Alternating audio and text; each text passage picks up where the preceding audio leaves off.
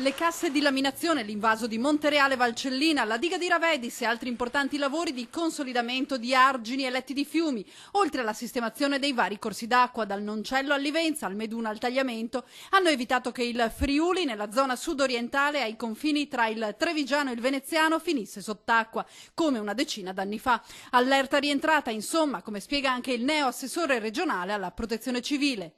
C'è stato un'allerta meteo che ha imposto al gestore della diga di Ravedis lo sversamento delle acque dell'invaso di Ravedis, appunto. Questo ha comportato un'ondata di piena necessariamente e l'allerta è praticamente abbastanza rientrato. Molto c'è ancora da fare, ma stavolta tra Corva di Pordenone, Azzano Decimo, Pravis Domini e zone della Bassa tutto è filato liscio. Scongiurato l'allagamento anche tra Prata e Sacile, il problema si è spostato ancora una volta nel Trevigiano. Il problema indicato, cioè il problema della laminazione delle piene, della difesa degli abitati di valle, è un problema molto sentito. Necessita certamente di un dialogo più forte di quello che c'è stato finora tra le amministrazioni regionali. Dopodiché ci sono diverse ipotesi sul campo.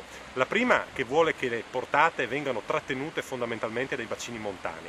La seconda invece che relativa alla possibilità di laminare a valle, in questo caso la famosa questione delle casse del Pradegai. Si è comunque arrivati ad una svolta, ora serve davvero più dialogo tra Veneto e Friuli, perché non si vada più sott'acqua. Quello che è mancato negli anni è stato un dialogo franco, al di là dei pregiudizi politici, tra le amministrazioni regionali del Friuli e del Veneto, perché effettivamente Pordenone sente molto meno del problema rispetto al Trevigiano e in questo senso è stato certamente maggiormente favorito, tra virgolette, nel caso di eventi meteorici intensi.